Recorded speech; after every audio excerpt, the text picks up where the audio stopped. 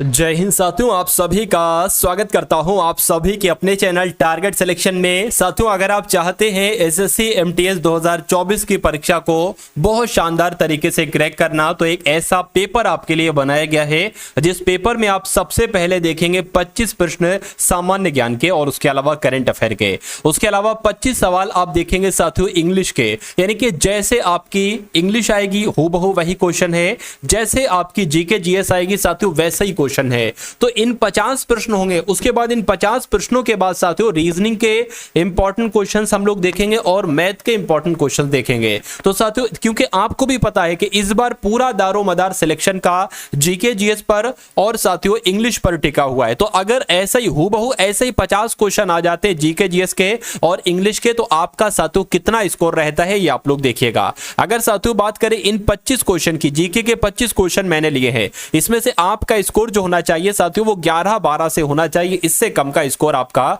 नहीं होना चाहिए। तो पहला सवाल है आपकी स्क्रीन पर कि नौटंकी जो है ना साथियों ये एक लोक नृत्य है, तो ये कहां पर किया जाता है? ये उत्तर प्रदेश में किया जाता है, जिनका आंसर यहां पर सी मैं कहूंगा बिल्कुल करेक्ट है। उसके बाद देखिए सितार का आविष्कारक साथियों किनको माना जाता है बताइए। तो अगर बात करें साथियों अमीर खुसरो, मैं कहूंगा बिल्कुल सितार का आविष्कारक किसे माना जाता है? अमीर खुसरो को ही माना जाता है। अगला सवाल देखिए हरिप्रसाद चौरसिया ये बजाने के लिए, यानी कि ये कौन सा वाद्य यंत्र बजाने के लिए जाने जाते हैं? तो ये तो बांसुरी वादक हैं, जो आपके हरिप्रसाद चौरसिया है ना, ये तो बांसुरी वादक हैं। तो मैं कहूंगा आंसर जिनका भी सी है मैं कहूंगा बिल्कुल करेक्ट है। अगला सवाल है आपकी स्क्रीन पर साथियों लिंगराज मंदिर ये किस शहर में है मुझे बताइए। भोपाल में, भुवनेश्वर में, कोलकाता में या उज्जैन में? तो अगर आपका उत्तर भुवनेश्वर है तो मैं कहूंगा आपका उत्तर बिल्कुल करेक्ट है, क्योंकि लिंगराज मंदिर की अगर बात करते हैं तो ये साथियों भुवनेश्वर में ही है। अगला सवाल है कि कॉर्बेट टाइगर रिजर्व ये किस भारतीय राज्य में है मुझे बताइए। देखिए कॉर्बेट टाइगर रिजर्व की जब हम बात करते हैं ना तो ये कहां पर है? ये उत्तराखंड में है, यानी कि आंसर अगर आपका है ऑप्शन नंबर सी तो बिल्कुल करेक्ट है। अगला सवाल है कि इनमें से कौन सा राष्ट्रीय उद्यान लद्दाख में है मुझे बताइए। चलिए, तो बहुत शानदार क्वेश्चन है साथियों, आप लोग ध्यान रखेंगे कि जो हेमिस राष्ट्रीय उद्यान है ये कहां पर है? ये साथियों लद्दाख में ही है। उसके बाद देखिए नेक्स्ट नंबर का सवाल है साथियों आपकी स्क्रीन पर कि कौन सा राष्ट्रीय उद्यान लद्दाख में? मैं आपको बता चुका हूं हेमिस राष्ट्रीय उद्यान कहां पर है? लद्दाख में है। पाकिस्तान की राजधानी का नाम आपसे पूछा जा रहा है, तो पाकिस्तान की राजधानी की अगर बात करेंगे ना तो साथियों इस्लामाबाद जो है ना ये पाकिस्तान की राजधानी है। आंसर जिनका भी बी है मैं कहूंगा बिल्कुल करेक्ट है। साथियों अगर आपने अभी तक इस वीडियो को लाइक नहीं किया है तो तुरंत साथियों वीडियो को लाइक कर दीजिए, और अगर आप लोग चैनल पर नए हैं और अगर आप चाहते हैं कि एसएससी एमटीएस 2024 में 100% अगर आप साथियों सिलेक्शन लेना चाहते हैं बिल्कुल निशुल्क, यानी कि ऐसी निशुल्क कंटेंट आपको दिया जाएगा, ऐसे ऐसे क्वेश्चंस आपको दिए जाएंगे जो आपको आपके एग्जाम में डायरेक्ट साथियों देखने को मिलेंगे। तो ये कैसे पॉसिबल है? ये ऐसे पॉसिबल है जब आप चैनल को सब्सक्राइब करेंगे और वीडियो को लाइक करेंगे, तो साथियों आपके सामने वीडियो साथियों हमारी आ जाएगी एसएससी एमटीएस के लिए। और मैं कहता हूं कि इस बार एसएससी एमटीएस के लिए मैं आपको ऐसे ऐसे कंटेंट दूंगा, ऐसे ऐसे क्वेश्चन दूंगा जो आप हूबहू साथियों अपने एग्जाम में देखने को दिखेंगे, ठीक है ना। तो भारत के राष्ट्रीय विरासत पशु की अगर बात करते हैं तो हाथी, आपने बचपन में भी साथियों पढ़ा होगा कि भारत का राष्ट्रीय विरासत पशु जो है ना वो हाथी है। चलिए, उसके बाद देखिए साथियों कि दिल्ली कौन सी नदी के किनारे पर स्थित है या दिल्ली कौन सी नदी के तट पर स्थित है बताइए। तो अगर बात करते हैं यमुना नदी के किनारे दिल्ली है, मैं कहूंगा बिल्कुल यमुना नदी के किनारे ही दिल्ली है। नेक्स्ट नंबर का सवाल है आपकी स्क्रीन पर के गोल्डन सिटी के नाम से साथियों कौन सा शहर जाना जाता है बताइए। तो गोल्डन सिटी की अगर बात करें तो जैसलमेर को क्या कहा जाता है? जैसलमेर को ही साथियों गोल्डन सिटी कहा जाता है। ये एग्जाम में आपसे बहुत पूछा जाता है। उसके बाद देखिए कि किस नगर को एम्पायर सिटी कहा जाता है। अगर आपसे एग्जाम में ये सवाल पूछ लिया जाए तो आपको बताना है कि न्यूयॉर्क शहर को कौन सी सिटी कहा जाता है? एम्पायर सिटी कहा जाता है, जिनका आंसर यहां पर ऑप्शन नंबर सी है। मैं कहूंगा आपका आंसर बिल्कुल करेक्ट भाई, बहुत बढ़िया, वेरी गुड क्लास। अगला सवाल है कि पीसा की मीनार किस देश में है मुझे बताइए। तो पीसा की मीनार कहां पर है? जिनका भी आंसर इटली है मैं कहूंगा बिल्कुल सही है भाई, बहुत बढ़िया, वेरी गुड क्लास। अगला सवाल है आपकी स्क्रीन पर कि गौतम बुद्ध का जन्म कहां पर हुआ था। तो गौतम बुद्ध का जन्म कहां पर हुआ था? लुम्बिनी में हुआ था। ठीक है ना, कहां पर हुआ था? लुम्बिनी में हुआ था। अगला सवाल है गायत्री मंत्र की रचना किसने की, बताइए। तो गायत्री मंत्र की रचना वशिष्ठ ने की साथियों, मैं कहूंगा नहीं। उसके अलावा क्या विश्वामित्र ने की? बिल्कुल साथियों, गायत्री मंत्र की रचना किसने की? विश्वामित्र ने की। आंसर आपका जो जाएगा वो ऑप्शन नंबर बी के साथ जाएगा। अब देखिए क्षेत्रफल के क्रम में भारत के 3 सबसे बड़े राज्य कौन से? अगर मैं आपसे पूछूं कि मुझे भारत का एक ऐसा राज्य बताइए जिसका क्षेत्रफल सबसे ज्यादा है, जिसका क्षेत्रफल सबसे अधिक है, तो आप किसका नाम लेंगे साथियों? आप राजस्थान का नाम लेंगे। अगर मैं आपसे पूछूं कि मुझे दूसरे नंबर का राज्य बताइए जिसका सबसे अधिक क्षेत्रफल हो, तो आप क्या बताएंगे साथियों? आप मध्य प्रदेश बताएंगे। तो साथियों राजस्थान और मध्य प्रदेश कहां पर लिखा हुआ है? ऑप्शन नंबर ए में लिखा हुआ है। उसके अलावा तीसरे नंबर पर साथियों महाराष्ट्र आता है। अगले नंबर का सवाल है कि किस तिथि के बाद भारत में जन्म लेने वाले व्यक्तियों को जन्मजात भारतीय नागरिक समझा जाता है? तो साथियों जिन्होंने भी 26 जनवरी 1950 के बाद भारत में जन्म लिया है उन व्यक्तियों को जन्मजात भारतीय नागरिक साझा समझा जाता है। आप लोग ध्यान रखेंगे, करेक्ट आंसर आपका बी के साथ जाएगा। चलिए उसके बाद देखिए साथियों कि भारत में शून्यकाल साथियों ये कब शुरू हुआ मुझे बताइए। तो अगर 1962 की बात करते तो बिल्कुल सही, 1962 से ही भारत में शून्यकाल साथियों शुरू हुआ। अगर सवाल आपसे पूछा जाए तो मेरा मानना है कि आंसर आप बहुत आराम से दे देंगे। देखिए भारत के संविधान में किस संशोधन के अंतर्गत वस्तु एवं सेवा कर लगाया गया, यानी कि जो जीएसटी लगाई गई है ना साथियों, जीएसटी, ये किस संविधान संशोधन के अंतर्गत लगाई गई है आपसे पूछा जा रहा है। तो मैं कहूंगा 101वां संविधान संशोधन जो हुआ था वो इसी जीएसटी के लिए हुआ था, यानी कि वस्तु एवं सेवा कर के लिए हुआ था। तो आंसर जिनका भी बी है मैं कहूंगा बिल्कुल करेक्ट है। नेक्स्ट नंबर का सवाल है आपके स्क्रीन पर, देखिए और मुझे बताइए राइट आंसर आपका क्या होगा। साथियों जीके के हम लोग देखेंगे 25 सवाल और उसके अलावा इंग्लिश, क्योंकि जीके और इंग्लिश पर ही आपकी क्या बनेगी? आपकी मेरिट बनेगी। ठीक है ना, आपकी मेरिट बनेगी। और ये समझ लीजिए एक क्वेश्चन 3 नंबर का होगा। कितने नंबर का? 3 नंबर का होगा। तो मैं कहूंगा साथियों कि ये पूरा दारोमदार जीके जीएस पर है। और इसमें एक अगर बात करते हैं ना करंट अफेयर की, तो करंट अफेयर इसमें एक बहुत बड़ा अपना रोल निभाता है, ये आप लोग ध्यान रखिएगा। इसलिए हर प्रैक्टिस सेट की अगर बात करें या हर मॉडल पेपर की बात करें, इसमें 5 क्वेश्चन मैं आपको दूंगा करंट अफेयर के। तो अगर आपने अपनी परीक्षा तक, एमटीएस की परीक्षा तक अगर आपने इस क्लास को डेली लिया और आपने हर एक क्लास के जो करंट अफेयर के 5 क्वेश्चन मैं आपको दूंगा उनको आपने अच्छे तरीके से तैयार किया, तो मेरा मानना है कि जो आपके 25 सवालों में से 6-7 क्वेश्चन करंट अफेयर के आएंगे वो इन्हीं क्लास से आएंगे। इससे बाहर आपका करंट अफेयर का एक क्वेश्चन भी नहीं आ सकता। जीके भी साथियों अगर बात करें 90% आप यहीं से देखेंगे। इंग्लिश की बात करें तो 100% आप यहीं से देखेंगे। अभी जब मैं इंग्लिश पढ़ाऊं तो साथियों देखिएगा बहुत शानदार तरीके से इंग्लिश को मैं आपके लिए खत्म करूंगा। तो चैनल को साथियों सब्सक्राइब कर लीजिए अगर आप वाकई में एमटीएस में सिलेक्शन लेना चाहते हैं, क्योंकि एमटीएस एक बहुत अच्छी जॉब है, बहुत ठीक ठाक जॉब है, आसानी से आपको मिल जाती है। ठीक है ना, बहुत तगड़ा कंपटीशन की बात करें, कंपटीशन है, लेकिन अगर आपने अपने आप को हरा दिया तो कोई बाकी किसी और से कंपटीशन आपका है ही नहीं, आपका खुद से कंपटीशन है। ठीक है ना, देखिए अब कैसे कंपटीशन है ये कभी मैं आपको बताऊंगा। देखिए ग्रह गति के नियम, 3 नियमों का प्रतिपादन करने का श्रेय साथियों किसे दिया जाता है? तो इनका नाम है केपलर, यानी कि जोहान्स केपलर की अगर बात करते हैं तो इन्होंने ही ग्रह के गति के 3 नियमों का प्रतिपादन किया था। राइट आंसर आपका सी के साथ जाएगा। अब देखिए कौन सी राज्य सरकार अगले शैक्षणिक वर्ष में एक खेल विश्वविद्यालय स्थापित करेगी? तो अगर बात करते हैं तेलंगाना की, तो आप लोग ध्यान रखेंगे तेलंगाना राज्य सरकार अगले शैक्षणिक वर्ष में खेल विश्वविद्यालय स्थापित करेगी। अगला सवाल है कि गोल्डमैन क्या साथियों यहां पर अगर बात करते हैं गोल्डमैन सैच्स, क्या गोल्डमैन सैच्स ने 2024 में भारत की जीडीपी वृद्धि दर का अनुमान कितना लगाया है? तो 6.7% लगाया है। ये आप लोग ध्यान रखेंगे, आपके एग्जाम में आपसे पूछा जा सकता है। तन्वी पात्री ने बैडमिंटन एशिया चैंपियनशिप में अंडर 15 में कौन सा पदक जीता है? तो कौन सा पदक जीता है आप लोग ध्यान रखेंगे, इन्होंने स्वर्ण पदक जीता है। किसने? तन्वी पात्री ने।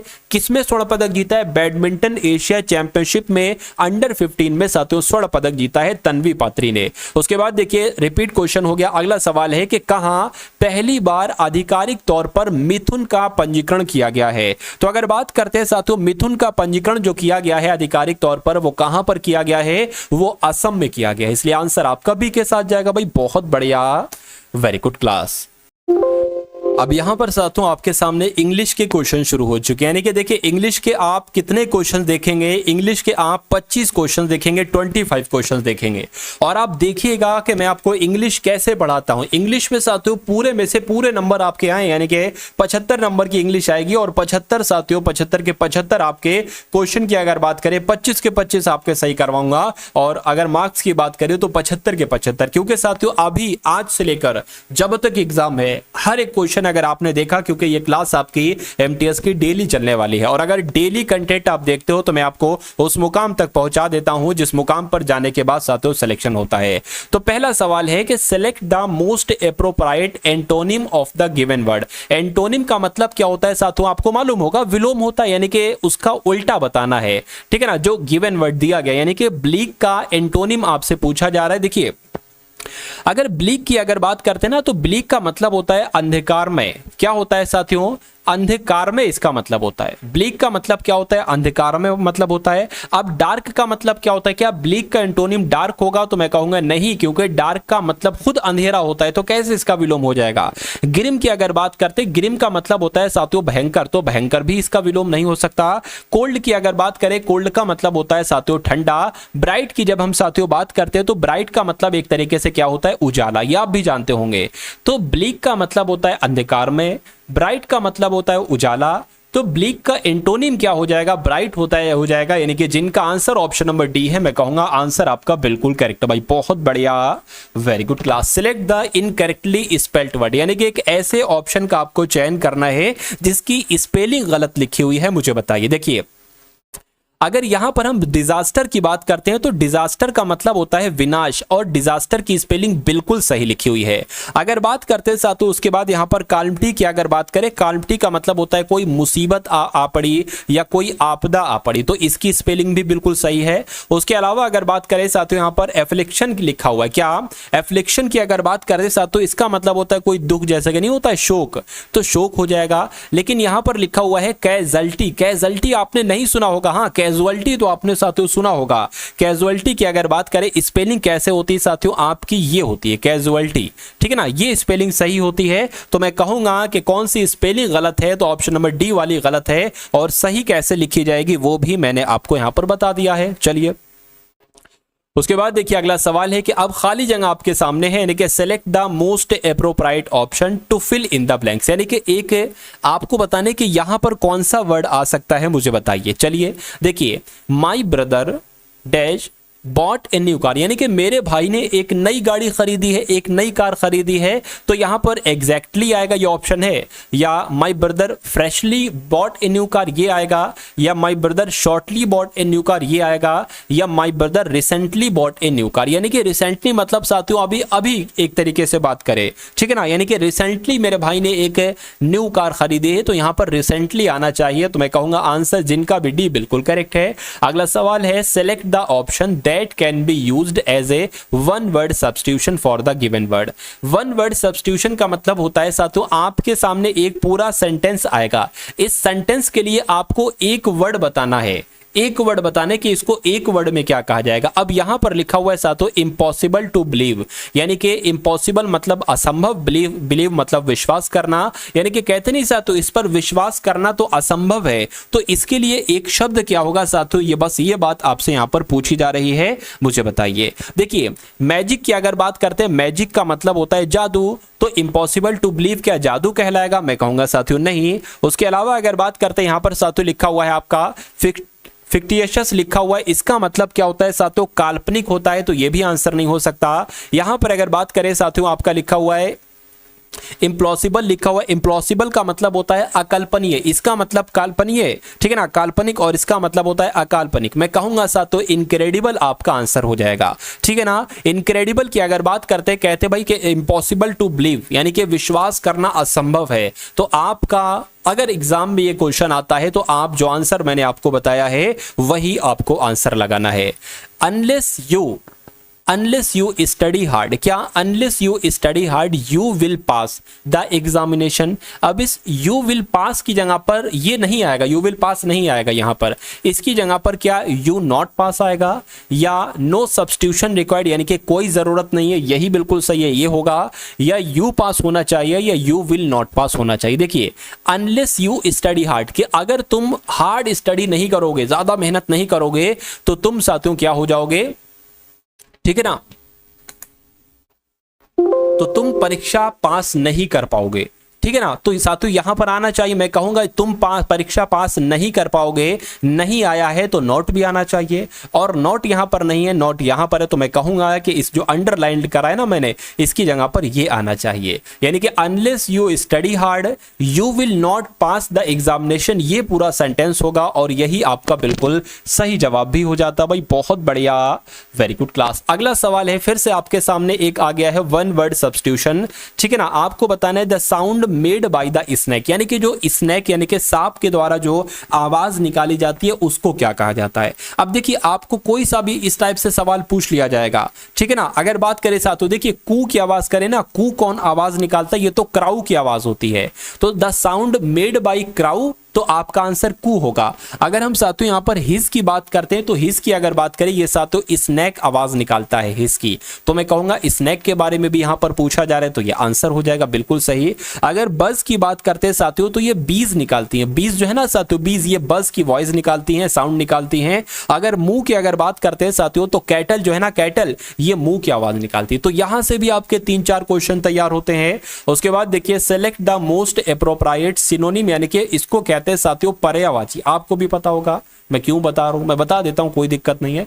Synonym of the given word, यानी कि एलिमिनेट की अगर बात करें, इसका आपसे सिनोनिम्स पूछा जा रहा है, यानी कि इसका सेम मीनिंग वर्ड वाला पूछा जा रहा है, मुझे बताइए। देखिए अगर बात करें एलिमिनेशन, आपने वर्ड बहुत सुना होगा, एलिमिनेट सही बना है। एलिमिनेट का मतलब होता है हटाना, ठीक है ना। जैसे मान लीजिए 4 लोग हैं, उनका कंपटीशन चल रहा है, एक इंसान को हटा दिया, यानी कि उसका एलिमिनेट हमने उसको कर दिया, एलिमिनेशन हमने उसको कर दिया। तो इसका सिनोनिम क्या होगा साथियों, लाइटन होगा। भाई लाइटन का मतलब तो हल्का होता है, हल्का थोड़ी ना इसका सिनोनिम हो जाएगा। इंक्लूड का मतलब होता है शामिल करना, शामिल करना इसका मतलब होता है निकालना या हटाना थोड़ी ना। डार्किन की अगर बात करते हैं, इसका मतलब तो अंधेरा हो जाएगा, यानी कि अंधेरा एक तरीके से करना मैं कह सकता हूं। एक्सक्लूड की अगर बात करते हैं साथ, तो एक्सक्लूड का मतलब क्या होता है, मैं कहूंगा एक तरीके से निकालना कह सकते हैं या हटाना कह सकते हैं। यानी कि एलिमिनेट का जो आपका सिनोनिम होगा वो एक्सक्लूड होगा। आंसर जिनका भी ऑप्शन नंबर डी मैं कहूंगा बिल्कुल करेक्ट है। अगला सवाल है, आपसे पूछा जा रहा है, फिर से आपसे सिनोनिम पूछा जा रहा है साथियों। एग्जीक्यूट की अगर बात करते हैं ना,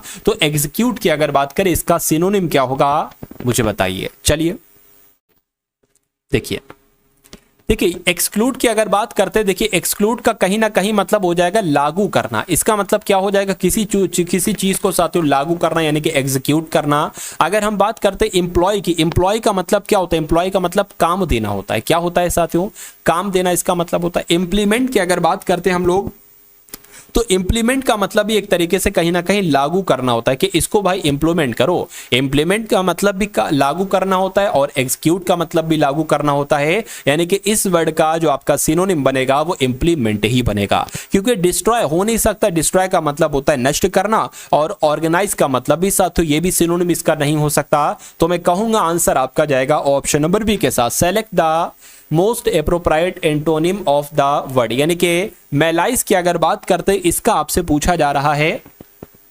एंटोनिम साथियों क्या हो सकता है मुझे बताइए। चलिए देखिए इसका साथियों आपसे क्या पूछा जा रहा है, इसका आपसे साथियों एंटोनिम्स पूछा जा रहा है। तो इसकी अगर बात करें, देखिए हेट्रेड की जब हम बात करते हैं, हेट्रेड की बात करें, हेट्रेड का मतलब होता है घृणा। हेटेड का मतलब क्या होता है, हेटेड का मतलब होता है घृणा। बिटरनेस की अगर बात करते हैं, बिटरनेस का मतलब होता है कड़वापन। क्या, कड़वापन साथियों इसका मतलब होता है कड़वापन। काइंडनेस की अगर बात करें ना साथियों हम लोग, काइंडनेस का मतलब एक तरीके से दयालु टाइप का हो जाएगा, ठीक है ना, दयालु टाइप का हो जाएगा। और मेलाइस की अगर बात करते हैं, जो जिसके अंदर दयालु है नहीं, जो दयालु बिल्कुल नहीं है, उसको मेलाइस कहा जाता है। तो इसका एंटोनिम क्या होगा? जो दयालु होगा, जिसके अंदर काइंडनेस होगी, दयालुपन होगा जिसके अंदर, उसको हम कहेंगे। तो मैं कह सकता हूं कि मेलाइस का एंटोनिम क्या हो जाएगा? काइंडनेस हो जाएगा। और यही आपका बिल्कुल करेक्ट आंसर हो जाएगा। नेक्स्ट नंबर का सवाल है कि select the incorrectly spelled word, यानी कि 4 ऑप्शन आपके सामने, एक वर्ड की स्पेलिंग गलत है, मुझे बताइए। चलिए, आप सभी को पता होगा साथियों, एक्सपेरिमेंटल का मतलब होता है कि इसका एक्सपेरिमेंट करो, इसका एक तरीके से प्रयोगात्मक करो, ठीक है ना। उसके अलावा अगर बात करते हैं, इक्विपमेंट का मतलब होता है कोई औजार या कह सकते हैं उपकरण कह सकते हैं। तो इसकी भी स्पेलिंग मैं देख रहा हूं बिल्कुल सही लिखी हुई है, और इसकी भी स्पेलिंग बिल्कुल सही लिखी हुई है। यहां पर लिखा हो इलेक्ट्रोलाइट, क्या लिखा हुआ साथियों? इलेक्ट्रोलाइट लिखा हुआ है। इलेक्ट्रोलाइट की स्पेलिंग साथियों सही नहीं है। इसकी स्पेलिंग की अगर बात करते हैं साथियों, आपकी क्या हो जाएगी? इलेक्ट्रोलाइट ऐसे, यानी कि वाई यहां पर आ जाएगा, ठीक है। लेकिन यहां पर वाई नहीं है, आई है। तो मैं कहूंगा यहां पर इस वर्ड में दिक्कत है, इस वर्ड की स्पेलिंग गलत है। तो यही आपका राइट आंसर है। बाकी एनवायरमेंटल की भी स्पेलिंग बिल्कुल सही है। उसके बाद देखिए अगला सवाल है, ए कैन ऑफ वार्म, यह आपसे पूछा जा रहा है, ये एडियम है एक तरीके से, आपसे पूछा जा रहा है ए कैन ऑफ वार्म्स की अगर बात करें, इसका मतलब क्या होता है? देखिए, इसका मतलब होता है एक बहुत जटिल समस्या। क्या? बहुत, जब साथियों मुश्किल समस्या हो जाती है ना, तो इस मुहावरे का इस्तेमाल किया जाता है, ए कैन ऑफ वार्म्स। ये एक मुहावरा है, मुहावरा हम लोग कह सकते हैं साथियों, इडियम का मतलब ये मुहावरा होता है, ठीक है। चलिए, तो जटिल समस्या कहां पर लिखा हो ये आपको बताना है। A difficult person to deal with, मतलब किसी डिफिकल्ट इंसान के साथ डील करना जटिल समस्या कहलाई जाती है? नहीं। एक कॉम्प्लिकेटेड सिचुएशन या किसी एक कॉम्प्लिकेटेड प्रॉब्लम जटिल समस्या कहलाई जाती है? हाँ।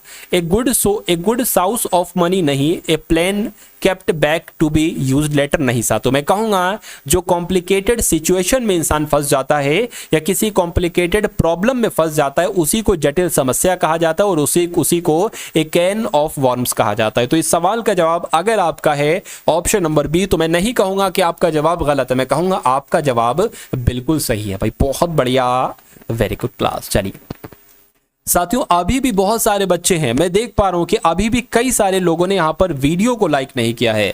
तो क्या वजह है साथियों? मैं तो आपका पूरी कोशिश कर रहा हूं, पूरी अपनी जान लगा रहा हूं। क्वेश्चन भी मैं आपके साथियों वो निकाल कर आ रहा हूं जो इस बार आपके 2024 में आपके एग्जाम में पूछे जाएंगे, और मैं पढ़ा भी आपको बहुत अच्छे तरीके से रहा हूं। मैं आपको ऐसे पढ़ाने की कोशिश करता हूं कि जो भी मैं आपको पढ़ाऊं आपके मनोमस्तिष्क में खुद ब खुद स्टोर हो जाए, आपको कोई बहुत मेहनत का काम ना करना पड़े। यानी कि बैठे बैठे सब कुछ आपके मनोमस्तिष्क में साथियों अगर स्टोर हो रहा है, आपके एग्जाम की तैयारी हो रही है घर बैठे बैठे, तो मुझे नहीं लगता कि इससे अच्छी बात आपके लिए इस उम्र में कोई हो सकती है। तो इसलिए साथियों इस चीज को आपको बिल्कुल निःशुल्क दिया जा रहा है। अगर बात करें ना से साथियों, बिल्कुल वैल्यू कीजिए इसको। अगर पेड में आपको दिया जाता तो मेरा मानना है कि हर बच्चा इसको नहीं ले सकता।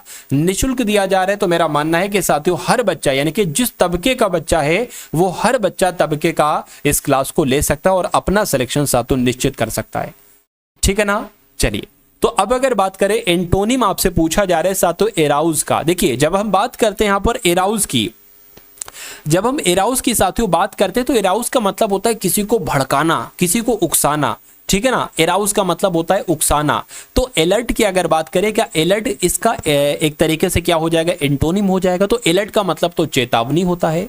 थ्रिल की अगर बात करते हैं, रोमांचक, कोई काम रोमांचक है, थ्रिल, तो उसको कहेंगे, ये भी आंसर नहीं होगा, ये भी एराउज का एंटोनिम नहीं होगा। प्रोवोक की अगर बात करते हैं, प्रोवोक का मतलब होता है साथियों भड़काना। क्या? भड़काना, यानी कि कह लो उकसाना कह लो, ठीक है ना, भड़काना कह लो। तो मैं कहूंगा ये तो इसका सिनोनिम हो जाएगा। अगर हम सीज की बात करते हैं साथियों, तो सीज का मतलब क्या होता है? मैं कहूंगा रोकना होता है। अब देखिए, उकसाना कि अरे जा मार मार जाके, और कहने के अरे रोक लिया, मार नहीं जा रहा था रोक लिया। तो कहीं ना कहीं मैं कहूंगा इन चारों ऑप्शन में जो इसका सबसे सटीक एंटोनिम बैठता है वो ऑप्शन नंबर डी वाला बैठता है, यानी कि सीज। तो इसका राइट आंसर आपका डी हो जाता है। अगला सवाल है साथियों, अभी तो आपके सामने रीजनिंग के क्वेश्चन आएंगे, देख कर जाइएगा। रीजनिंग के क्वेश्चन भी देखकर जाइएगा और मैथ के क्वेश्चन भी साथियों आप लोग देखकर जाइएगा। भले साथियों ये क्वालिफाइड है, लेकिन आपको तो पढ़ना है, आपको चारों विषय पढ़ना है, ठीक है ना। अभी साथियों इससे पहले एक क्लास आपकी और आई थी, मॉडल पेपर 1 था। अगर आपने नहीं देखी है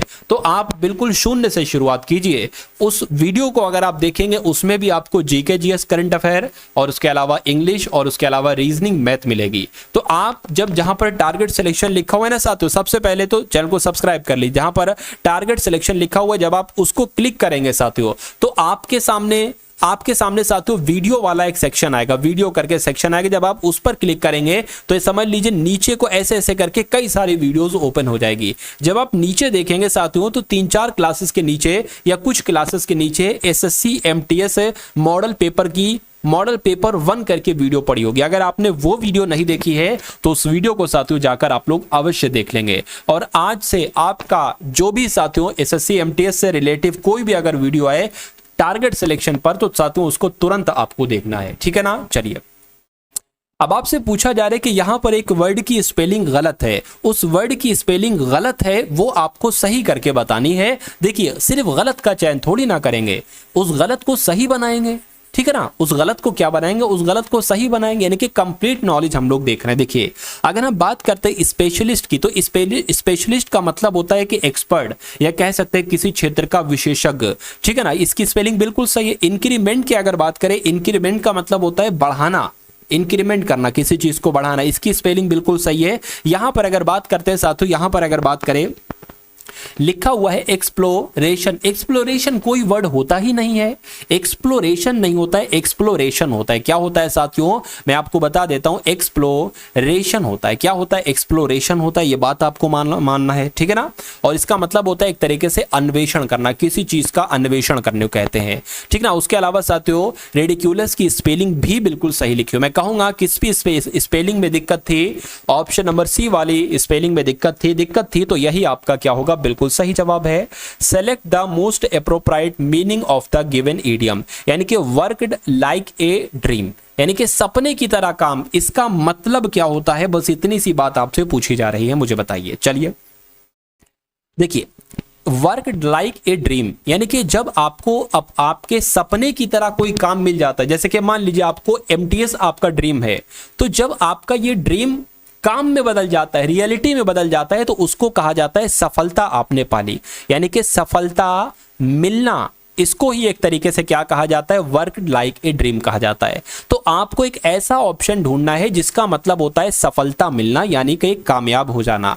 तो बताइए, देखिए, वर्क विदाउट ए प्लान यानी कि बिना किसी प्लान के काम करना सफलता मिलना थोड़ी ना कहलाया जाता है। ए प्लान सक्सीड परफेक्टली, यानी कि एक प्लान आपने बनाया था वो बहुत अच्छे तरीके से सक्सीड हो चुका है, सक्सीडेड हो चुका है, परफेक्टली तरीके से हो चुका है, यानी कि आपको सफलता मिल गई है। अरे आपने कोई प्लान बनाया है, वो प्लान आपका कंप्लीट हो गया, पूरा हो गया, तो आपको सफलता ही तो मिली है। तो मैं कहूंगा इस क्वेश्चन का राइट आंसर आपका ए के साथ जाएगा। ये प्लान फील्ड ये भी नहीं होगा, वर्क इन लेजी मूड ये भी नहीं होगा। तो आंसर जिनका भी ऑप्शन नंबर बी है, मैं कहूंगा बिल्कुल करेक्ट है भाई, बहुत बढ़िया, वेरी गुड क्लास। देखिए, डेली आपकी लगभग 50-60 मिनट की एक क्लास होती है, 50 मिनट की आपकी क्लास होती है। तो अगर आप सिलेक्शन लेना चाहते हैं तो मेरा मानना है कि अगर आप 40-50 मिनट दे देंगे 24 घंटे में से, तो आपका कोई बहुत बड़ा नुकसान नहीं होगा, लेकिन इतना फायदा होगा आपका कि सिलेक्शन हो जाएगा, यानी कि आपके अकाउंट में हर महीने लगभग 30,000 सैलरी गिरने लगेगी अगर आप डेली 40 से 50 मिनट दे देते हो इस टारगेट सिलेक्शन को। तो मुझे नहीं लगता कि इससे बढ़िया, इससे बेहतर बात कोई और हो सकती है, क्योंकि मेरा टारगेट एक ही है कि हर घर में एक सरकारी नौकरी होना चाहिए। गरीब बच्चा हो तो उसके घर में तो सबसे पहले सरकारी नौकरी होना चाहिए, क्योंकि अभी भी बहुत सारे हजारों हजार लाखों लाख घर ऐसे पड़े हुए हैं, ऐसे हैं जिनके परिवार में अभी तक कोई गवर्नमेंट सर्विस में ही नहीं है। तो इसी बात को तो पूरा करना है। जो गरीब तबके का इंसान है, जो गरीब तबके की एक तरीके से बात करें, अगर कोई लेडी है या कोई मैन है, गरीब तबके का लड़का है, लड़की है, बालक है, बालिका है, छात्रा है, तो उसका सपना पूरा करना है टारगेट सिलेक्शन, यही तो इसका मकसद है। देखिए, अगला सवाल है साथियों, आपसे पूछा जा रहा है कि एक इडियम दे रखा है मार्कअप। सबसे पहले तो आपको यह मालूम होना चाहिए कि इस मार्कअप का मतलब क्या होता है, तभी तो इसका मतलब आपको बताओगे, तभी तो इसका आप मीनिंग बताओगे। देखिए, मार्कअप का मतलब क्या होता है, किसी चीज का मूल्य बढ़ाना, यानी कि किसी चीज की कीमत बढ़ना। क्या? किसी चीज की कीमत बढ़ने को क्या कहा जाता है? मार्कअप कहा जाता है। तो आपको ऑप्शन में से एक ऐसा ऑप्शन ढूंढना है जिसका मतलब होता है कीमत बढ़ना। पुट ए क्लियर लेबल, क्या इसका मतलब होता है कीमत बढ़ना? तो नहीं। एक्सीडेंटली स्टैंड, इसका मतलब कीमत बढ़ना होता है? तो नहीं। डेलिबरेटली स्मेयर की अगर बात करें, इसका मतलब होता है कीमत बढ़ना? नहीं। इंक्रीज द प्राइस, इसका मतलब होता है कीमत बढ़ना? तो मैं कहूंगा बिल्कुल इंक्रीज हो गया भाई, यानी कि बढ़ गया प्राइस। प्राइस मतलब कीमत, तो जिनका आंसर डी मैं कहूंगा बिल्कुल करेक्ट है। मजा आ रहा है ना? अगर मजा आ रहा है साथियों तो ठोक दीजिए एक लाइक, और ये वीडियो क्या, जो भी वीडियो देखें बिना कहे लाइक ठोक दिया करिए, क्योंकि आपका लाइक से मुझे मोटिवेशन मिलता है।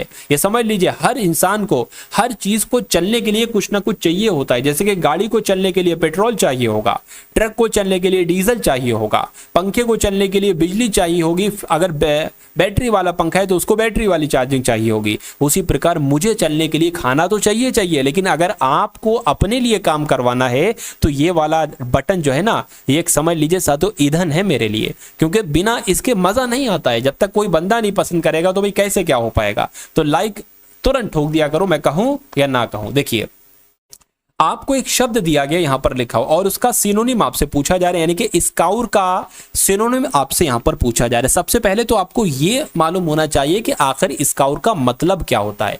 देखिए, आपके घर में बहनें, बेटियां, ठीक है ना, या मां की अगर बात करें बर्तन मांजती होंगी, तो मांजने को क्या कहा जाता है साथियों? मांजने को कहा जाता है स्काउर। मांजने को कहा जाता है स्काउर। तो इसमें से एक ऐसा कौन सा ऑप्शन है जिसका मतलब होता है लगभग साथियों मांजना? मुझे बताइए। चलिए देखिए, अगर बात करते हैं साथियों, मार्क का मतलब तो होता है निशान, तो ये स्काउर का सिनोनिम थोड़ी ना होगा। स्क्रब की अगर बात करते हैं, स्क्रब का मतलब होता है साथियों साफ करना। किसी चीज को साफ करना या किसी चीज को मांजना कहीं ना कहीं एक ही चीज तो है साथियों। डिर्टी की अगर बात करें, इसको साथियों गंदगी कहेंगे, और स्पॉट की अगर बात करें, धब्बा इसको कह सकते हैं। तो मैं कहूंगा स्काउर का सिनोनिम क्या होता है? स्क्रब होता है। आंसर जिनका ऑप्शन नंबर बी है, मैं कहूंगा बिल्कुल आंसर आपका करेक्ट है भाई। बहुत बढ़िया, वेरी गुड क्लास। चलिए साथियों, अगला सवाल है आपकी स्क्रीन पर। Select the incorrectly spelled word, यानी कि फिर से आपको एक गलत ऑप्शन का चयन करना है। बताइए। चलिए देखिए, इंसिडेंटली की अगर बात करें, इसकी स्पेलिंग बिल्कुल सही लिखी हुई है। उसके अलावा कॉमर्शियली, आपने सुना होगा साथियों कॉमर्शियली मतलब एक तरीके से व्यवसाय, व्यवसायिक एक तरीके से कहे तो कॉमर्शियली की स्पेलिंग मुझे गलत लग रही है। इसकी स्पेलिंग देखिए, यहां पर अगर बात करें ना, देखिए ये आपका दो बार जो है ना वो आर आया है, एक बार आर आएगा। एक आर को हटा दो, एक आर को हटा दो, आपकी स्पेलिंग बिल्कुल सही हो जाएगी। अगर बात करें प्यूरिफाई की स्पेलिंग, यानी कि शुद्ध, प्योरिटी, बिल्कुल सही है स्पेलिंग। पॉसिबिलिटी यहां पर बिल्कुल सही है। मैं कहूंगा कॉमर्शियली की स्पेलिंग गलत है। सही क्या होगी ये भी मैंने आपको बताया। उसके बाद देखिए, नेक्स्ट नंबर का सवाल है आपके स्क्रीन पर, देखिए और मुझे बताइए कि आपका सही जवाब क्या होगा। यानी कि सिनोनिम आपसे फिर पूछा जा रहा है, डेंस का आपको बताना है साथियों सिनोनिम क्या होता है, मुझे बताइए। चलिए, यानी कि डेंस की अगर बात करें, देखिए कहते नहीं भाई कि इसकी डेंसिटी बहुत है, यानी कि जंगल जो है ना वो घना बहुत है, तो घने को कहीं ना कहीं कहा जाता है डेंस। घने को क्या कहा जाता है? डेंस कहा जाता है। तो एक ऐसा ऑप्शन बताइए जिसका मतलब होता है साथियों घना। तो मैं कहूंगा थिक का मतलब क्या होता है? घना होता है, बिल्कुल। यानी कि डेंस का सिनोनिम जो होगा वो साथियों क्या होगा? वो आपका घना होगा। डेंस का सिनोनिम आपका थिक होगा, ठीक है ना, क्योंकि सॉफ्ट का मतलब मुलायम होता है, फास्ट का मतलब तेज होता है, लो का मतलब धीमा होता है, तो ये तो इसके सिनोनिम हो नहीं सकते। उसके बाद देखिए, नेक्स्ट नंबर का सवाल है, वन वर्ड सब्स्टिट्यूशन आपसे पूछा जा रहा है, यानी कि a kind of decision on which one can not go back. तो आपसे पूछा जा रहा है कि इसको अगर वन वर्ड की अगर बात करें, एक में करें तो क्या करें? देखिए, एक काइंड ऑफ डिसीजन, यानी कि एक ऐसा decision on which one can not go back, यानी कि जिसे बदला नहीं जा सकता, यानी कि एक ऐसा फैसला, ठीक है ना, जिसको बदला नहीं जा सकता है, उसको साथियों क्या कहा जाता है? उसको मुझे बता दीजिए, उसको क्या कहा जाता है। देखिए, अगर बात करते हैं यहां पर अल्टरेबल की अगर बात करें, परिवर्तन योग्य कहते हैं, यानी कि एक ऐसा फैसला जिसको बदला जा सकता है उसको अल्टरेबल कहा जाता है, जिसको बदला जा सकता है। लेकिन यहां पर लिखा हुआ नहीं बदला जा सकता है। एब्सोल्यूट का मतलब होता है हाँ पूर्ण एक तरीके से, पूरी तरीके से, तो ये भी आंसर नहीं होगा, ये भी नहीं होगा। अगर बात करते हैं साथियों ठीक है ना। इर्रेवोकेबल, इर्रेवोकेबल की अगर बात करते हैं इसका मतलब एक तरीके से क्या होता है, हाँ भाई एक ऐसा फैसला जिसको बदला जा सकता है। तो मैं कहूंगा कि यहां पर आपका राइट आंसर जो जाएगा वो ऑप्शन नंबर सी के साथ जाएगा। तो जिनका आंसर यहां पर सी है मैं कहूंगा बिल्कुल करेक्ट है। अगला सवाल है आपके स्क्रीन पर देखिए, मुझे बताइए select the most appropriate option to fill in the blanks, यानी कि खाली जगह आपको दी गई है और इस खाली जगह को आपको साथियों भरना है। चलिए तो कैसे साथियों आप भरेंगे मुझे बताइए। राइट आंसर आपका यहां पर क्या हो सकता है, देखिए the children requested that they might be, अब यहां पर आपको बताना है they might be to stay up late. तो यहां पर कौन सा ऑप्शन आएगा साथियों मुझे बताइए, सेंटेंस आएगा, सेंटेंस तो नहीं आएगा। A children request that they might be stay up late, approved भी नहीं आएगा, एडमिटेड भी नहीं आएगा, परमिटेड आएगा साथियों, परमिटेड आएगा, यानी कि the children requested that they might be to stay up late, might be permitted to stay up late, ये आना चाहिए और यही आपका बिल्कुल सही जवाब है। Select the most appropriate antonym of the given word, यानी कि अब आपको फिर से एक एंटोनिम बताना है साथियों। किसके अगर बात करें, किसका एंटोनिम आपको बताना है, क्लमसी का एंटोनिम आपको बताना है। तो क्लमसी की अगर बात करें आपको ये मालूम होना चाहिए कि क्लमसी का आखिर मतलब क्या होता है। क्लमसी का मतलब क्या होता है साथियों, गंदा नहीं होता है, गंदा, ठीक है, उसको कहा जाता है क्लमसी की। ये तो बड़ा क्लमसी यानी कि बड़ा गंदा है। तो गंदे का विलोम क्या होना चाहिए साथियों, ठीक है ना, क्या ग्रेसफुल होना चाहिए, ग्रेसफुल होना चाहिए। तो ग्रेसफुल की अगर बात करें, ग्रेसफुल का मतलब होता है कहीं ना कहीं सुंदर, सुंदर भी कह सकते हैं हम लोग। तो विलफुल होना चाहिए, विलफुल का मतलब जानबूझकर होता है, नहीं। अगर बात करते हैं साथियों स्टबॉर्न, स्टबॉर्न का मतलब होता है जिद्दी, जैसे कि आप लोग हो। ऑकर्ड की अगर बात करें साथियों, बेढंगा कहते हैं, भाई ऑकर्ड लग रहा है, बेढंगा लग रहा है। तो मैं कहूंगा क्लमसी यानी कि गंदा, इसका विलोम क्या हो जाएगा, ग्रेसफुल हो जाएगा, क्योंकि ग्रेसफुल का विलोम सुंदर होता है। और कहीं ना कहीं गंदे को सुंदर भी कह सकते हैं विलोम में, सिनोनिम में नहीं, विलोम में। उसके बाद देखिए select the option that can be used as a one word substitution given group of word, यानी कि स्ट्रॉन्ग, डीप, डिसलाइक। आपसे पूछा जा रहा है इसका वन वर्ड सब्स्टिट्यूशन साथियों क्या होगा मुझे बताइए। देखिए यानी कि इसको अगर इस पूरे को स्ट्रॉन्ग, डीप, डिसलाइक अगर इसको एक शब्द में कहना हो तो हम साथियों इसको क्या कहेंगे मुझे बताइए। देखिए स्ट्रॉन्ग, डीप, डिसलाइक यानी कि जिसको बहुत ज्यादा आप नापसंद करते हो एक तरीके से, उसको क्या कहा जाएगा, इंपैथी कहा जाएगा। इंपैथी क्यों कहेंगे, इसका मतलब तो सहानुभूति होता है। टेलीपैथी कहेंगे, टेलीपैथी भी साथियों नहीं कहेंगे। क्या सिंपैथी कहेंगे, सिंपैथी भी नहीं कहेंगे, उसको एंटीपैथी कहा जाएगा। क्या कहा जाएगा, एंटीपैथी कहा जाएगा, क्योंकि एंटीपैथी का मतलब होता है साथियों घृणा। तो इन चारों ऑप्शन में से जो आपका सबसे सटीक आंसर यहां पर लग रहा है वो ऑप्शन नंबर डी लग रहा है और यही आपका राइट आंसर है। अगला सवाल देखिए, चलिए देखिए आपके लिए वोकैबुलरी बहुत इंपॉर्टेंट है, क्योंकि पूरी इंग्लिश में से अगर बात करें वोकैबुलरी बहुत ज्यादा क्वेश्चन आते हैं साथियों। सिनोनिम हो गया, एंटोनिम हो गया, वन वर्ड सब्स्टिट्यूशन हो गया, ऐसे बहुत सारे साथियों, करेक्ट स्पेल्ट वर्ड हो गया, बहुत सारे क्वेश्चन आते हैं। तो अगर आप वोकैबुलरी पर पकड़ बना लेते हैं तो वोकैबुलरी के सारे सवाल आप सही कर जाएंगे और इससे आपका स्कोर अप हो जाएगा। देखिए एंटोनिम आपको बताना है बेटरमेंट का, यानी कि बेटरमेंट की अगर एंटोनिम की बात करें तो साथियों फटाफट मुझे बता दीजिए। देखिए बेटरमेंट की अगर बात करें इसका मतलब क्या होता है, इसका मतलब होता है किसी चीज में सुधार करना, किसी चीज में कुछ सुधार करना, तो कह सकते हैं भाई बेटरमेंट करना। अब इसका उल्टा क्या होगा मुझे बताइए। चलिए प्रॉस्पेरिटी क्या होगा साथियों, प्रॉस्पेरिटी की अगर बात करें प्रॉस्पेरिटी नहीं होगा। क्या डेटेरियोरेशन होगा, बिल्कुल साथियों डेटेरियोरेशन होगा। क्यों, क्योंकि इसका मतलब क्या होता है, इसका मतलब होता है साथियों खराबी। अब देखिए कहीं पर कुछ खराबी करना या कहीं पर कुछ सुधार करना ये बिल्कुल विलोम है, यानी कि बिल्कुल एंटोनिम है। तो बेटरमेंट का एक तरीके से एंटोनिम क्या हो जाएगा, डेटेरियोरेशन हो जाएगा और यही आपका बिल्कुल सही जवाब हो जाएगा। अगला सवाल है आपकी स्क्रीन पर, देखिए बताइए मुझे राइट आंसर क्या होगा। देखिए select the option that will improve the underline part, यानी कि कुछ अंडरलाइन पार्ट होगा यहां से यहां तक। उसके बाद लिखा हुआ है underline part of the given sentence in case no improvement is needed select no improvement. अगर कोई इसमें इंप्रूवमेंट की जरूरत नहीं है तो नो इंप्रूवमेंट वाला आंसर आप लगा देंगे। देखिए आल्दो की अगर बात करते हैं साथ तो इसके नीचे अंडरलाइन है, तो इसकी जगह पर ही although he got the message he rushed home, तो इसकी जगह पर साथों आपको बताना है क्या आना चाहिए। देखिए आल्दो नहीं आना चाहिए, एज सून एज आना चाहिए, यानी कि as soon as he got the message he rushed home आना चाहिए। राइट आंसर आपका भी के साथ जाएगा। अगला सवाल है आपकी स्क्रीन पर, देखिए और मुझे बताइए कि आपका सही जवाब साथियों क्या हो सकता है। चलिए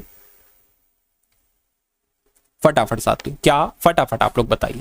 यानी कि वन वर्ड सब्स्टिट्यूशन आपको बताना है, ए टाइप ऑफ सब्सटेंस और material that Burns very quickly. यानी कि एक ऐसा सामान आपके पास है, एक ऐसा मटेरियल आपके पास है जो बर्न मतलब होता है जलना, जो बहुत तेजी के साथ साथियों जलता है, उसको हम लोग क्या कहेंगे साथियों, मुझे बताइए। देखिए उसको क्या कहेंगे, उसको इंडेलिबल कहेंगे, तो उसको इंडेलिबल नहीं कहेंगे।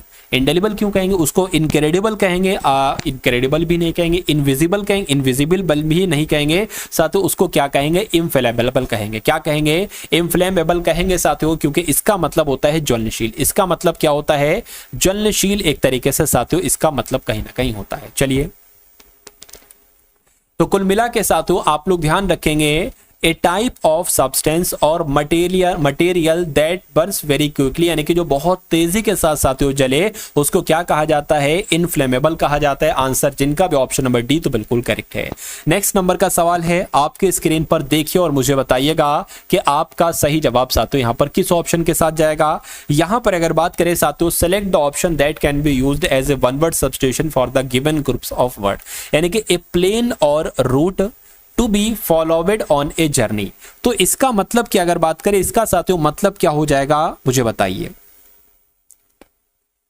चलिए देखिए, यानी कि एक ऐसा रूट है जिसको फॉलो किया जा रहा है एक जर्नी में, ठीक है ना, तो उसको क्या कहेंगे साथियों, उसको कहीं ना कहीं एक तरीके से साथियों हम लोग ट्रैवल कहेंगे या इटिनरी कहेंगे साथियों, इटिनरी कहेंगे या टूर कहेंगे या अरेंज। देखिए अरेंजमेंट नहीं कहेंगे, अरेंजमेंट का मतलब होता है व्यवस्था। टूर की अगर बात करें, ठीक है ना, या ट्रैवल की अगर बात करें साथ, उसको क्या, देखिए उसकी अगर बात करें ना, उसको एक तरीके से इटिनरी कहा जाएगा। क्या कहा जाएगा, यानी कि अगर सवाल आपसे पूछा जाए, क्या आपसे पूछा जाए साथियों, अगर a plan or route to be followed on a journey, तो उसको इटिनरी कहेंगे। आंसर जिनका भी ऑप्शन नंबर ए है मैं कहूंगा बिल्कुल करेक्ट है।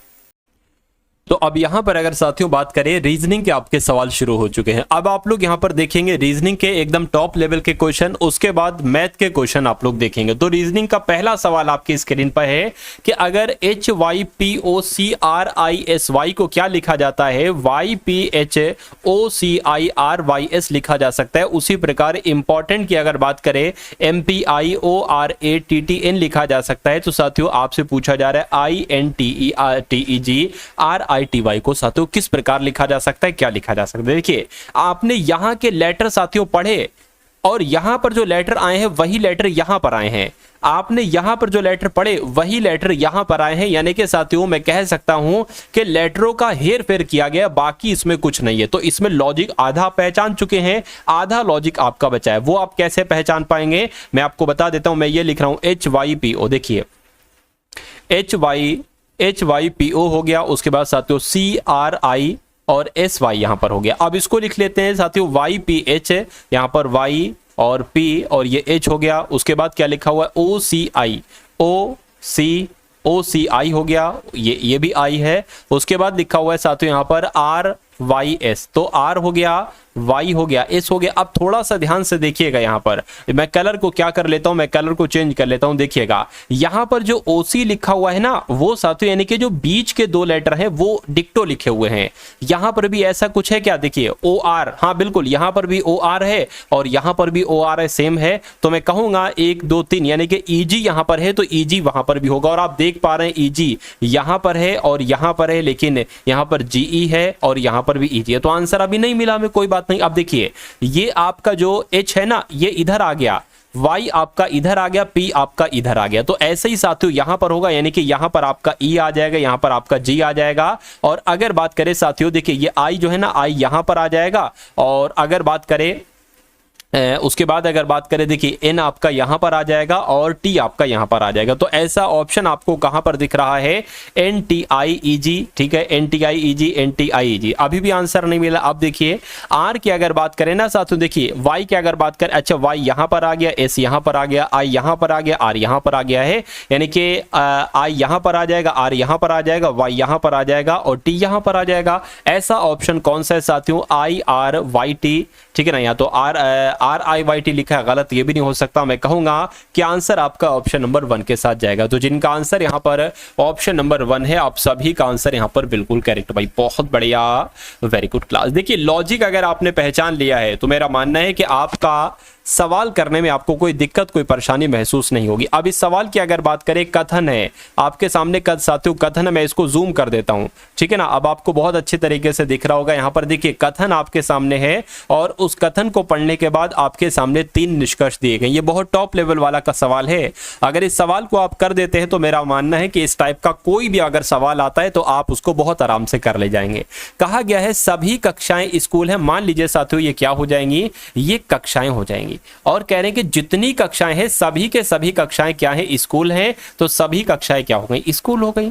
उसके बाद कह रहे हैं कि कोई स्कूल पार्क नहीं है, यानी कि कोई स्कूल जो है ना, कट का निशान लगा लेंगे, कोई स्कूल जो है वो पार्क नहीं है, कट का निशान लगा लिया। उसके बाद कह रहे हैं कि सभी घर पार्क हैं, सभी घर, यानी कि घर यहां पर आएंगे और ये क्या हो गया, सभी घर पार्क है, ये बिल्कुल हो गया। यानी कि कथन तो हमारे पूरे हो गए। अब देखिए निष्कर्ष कौन कौन से यहां पर आपको सही लग रहा है। देखिए कोई घर कक्षा नहीं है, कोई घर कक्षा नहीं। देखिए जब कोई पार्क स्कूल नहीं हो सकता, कोई स्कूल पार्क नहीं हो सकता, तो कैसे कोई घर स्कूल हो जाएगा, या कैसे कोई घर कक्षा हो जाएगा, या कैसे कोई पार्क कक्षा हो जाएगा, मुझे बताइए। यहां पर है कोई घर कक्षा नहीं है, कोई घर कक्षा नहीं, ये बात बिल्कुल सही है, नहीं है, ठीक है ना। उसके बाद लिखा हुआ कोई पार्क कक्षा नहीं है, कोई पार्क कक्षा कैसे हो सकता है, जब स्कूल नहीं है कोई पार्क, तो कोई पार्क भी कक्षा नहीं होगा, ये भी बिल्कुल सही है, ठीक है। कोई स्कूल घर नहीं है, कोई स्कूल, स्कूल की तरह कोई स्कूल घर नहीं है, बिल्कुल। कोई स्कूल जब पार्क नहीं हो सकता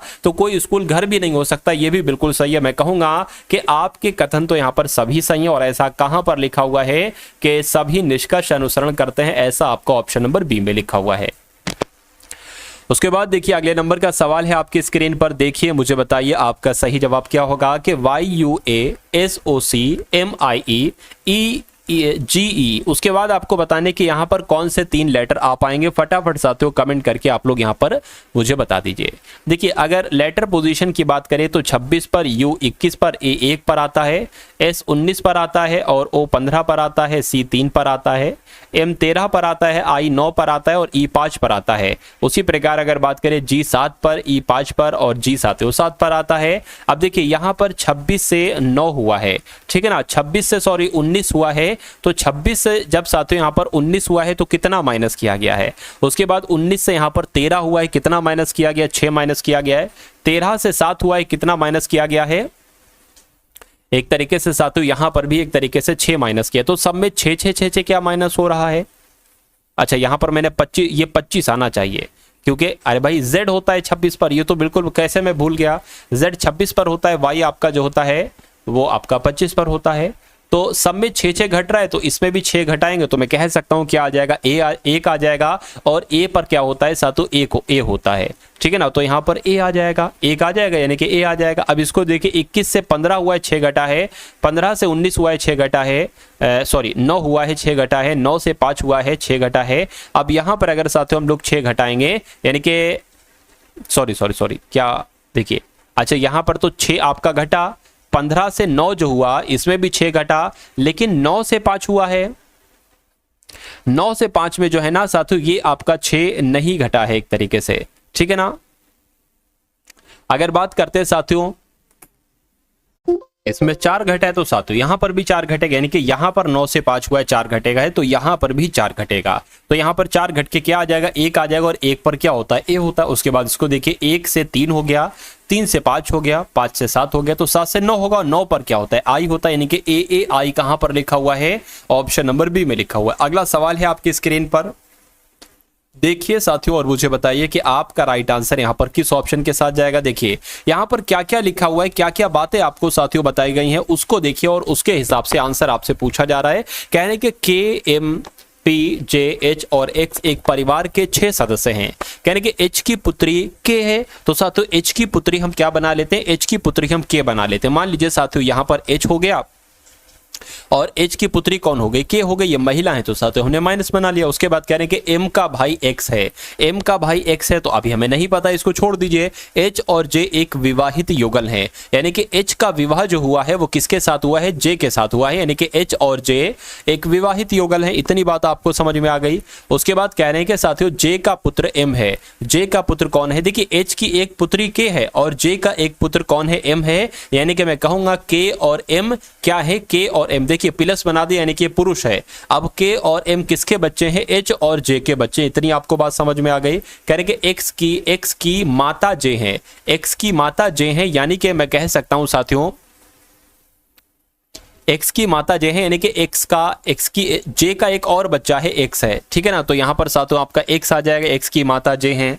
इतनी बात आपको समझ में आई कि के एम एक्स ये दोनों जो हैं किसके बच्चे हैं, ये एच और जे के बच्चे हैं। अब पूछा आपसे क्या जा रहा है, जरा देखिए कि जे से किस प्रकार संबंधित है एक्स, यानी कि जे क्या कहेगा एक्स को, तो जे ये है, जे क्या कहेगा एक्स को, अपना बच्चा कहेगा, अपना बच्चा कहेगा तो मैं कह सकता हूं पुत्र कहेगा, पुत्र कहेगा, तो ये आपका बिल्कुल सही जवाब हो जाएगा और यही आपका साथियों बिल्कुल करेक्ट आंसर हो जाएगा, ठीक है ना। अच्छा, हमने यहां पर एक चीज नहीं पढ़ी थी कि क्योंकि यहां पर अगर बात करें थोड़ा सा कंफ्यूजन, बच्चा है ना तो साथियों पुत्र भी हो सकता है, पुत्री भी हो सकती है, पुत्र भी हो सकता है, पुत्री भी हो सकती है। देखिए क्योंकि ये ऑप्शन नंबर डी में पुत्री लिखा हुआ है, देखिए यहां पर इस बात से निष्कर्ष निकलता है कि एम का भाई एक्स है, यानी कि एम का भाई एक्स है तो ये पुरुष है, तो मैं कह सकता हूं जे का पुत्र एक्स होगा, पुत्री नहीं होगा, तो पुत्र आपका आंसर जाएगा। अगला सवाल है आपकी स्क्रीन पर, 7 व्यक्ति A B C D E F G एक सीधी पंक्ति में उत्तर की ओर मुख करके बैठे। तो मान लीजिए साथियों एक ही आपकी पंक्ति हो गई और यहां पर कितने लोग बैठे हैं, 7 लोग बैठे हैं, 1 2 3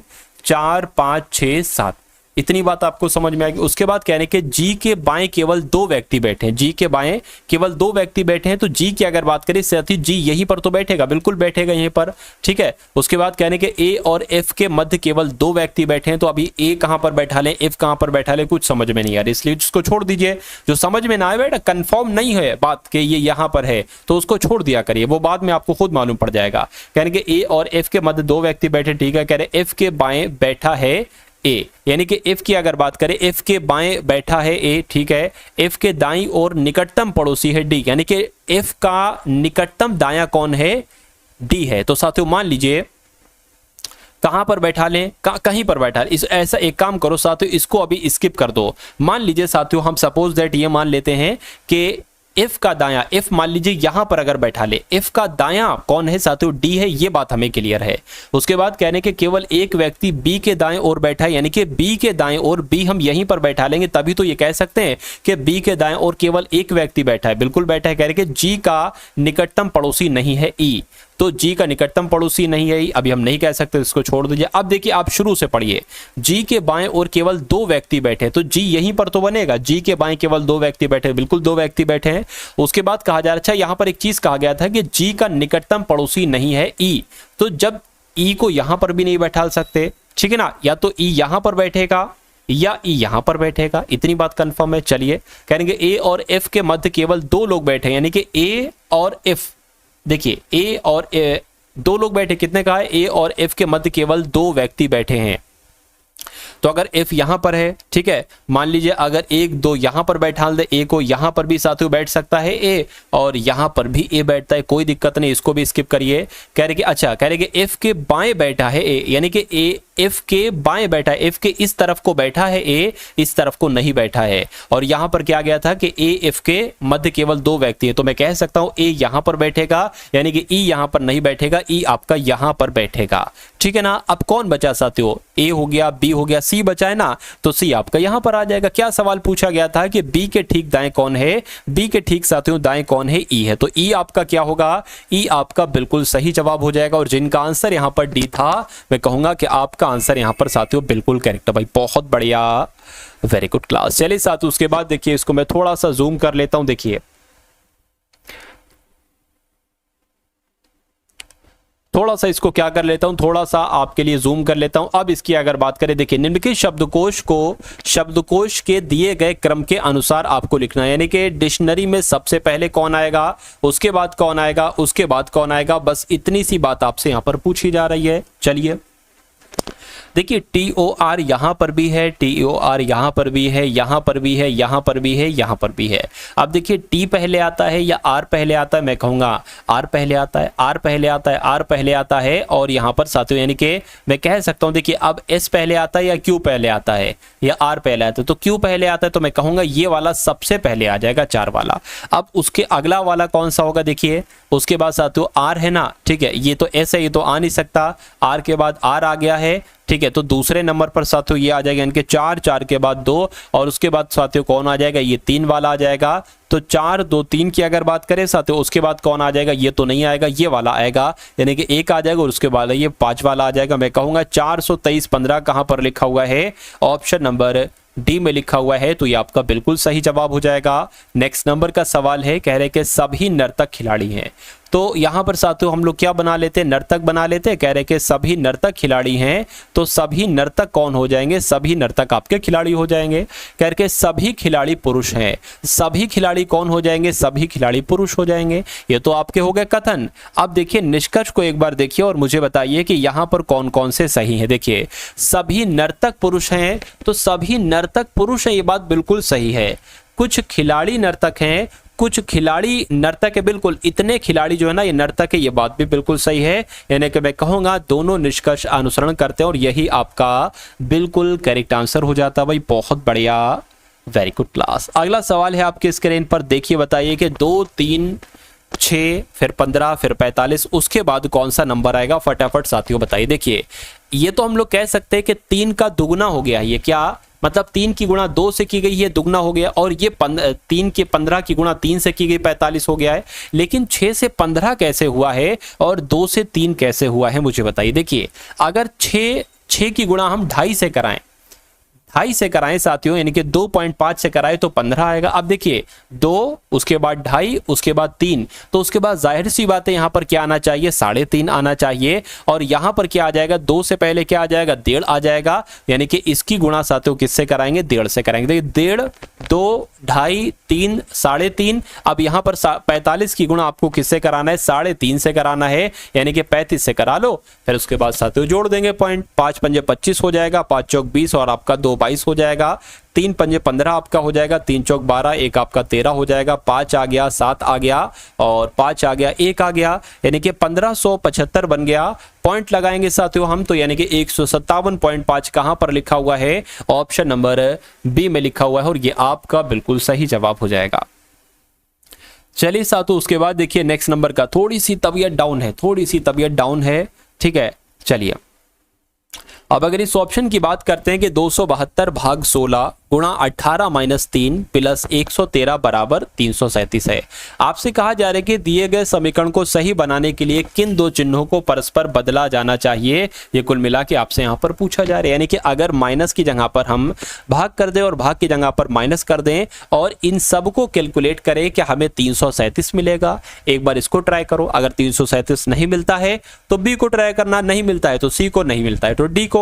अब देखिए माइनस की जगह पर भाग आपको करना और भाग की जगह पर माइनस, ये भाग है ना तो इसको माइनस कर दो, ये क्या है माइनस है तो इसको भाग कर दो बस। अब साथ तो इसको पूरे को कैलकुलेट कर लो। देखिए यहां पर अगर बात करें 6 की अगर बात करें तो इसकी जगह पर क्या आ जाएगा, 6 3 18 यानी कि 3 आ गया, यानी कि 113, और यहां पर क्या आ जाएगा गुणा 16 माइनस 272 आ गया, 16 3 कितना हो जाएगा 48 हो जाएगा, यानी कि 48 प्लस 113 और माइनस कितना हो जाएगा 272 हो जाएगा।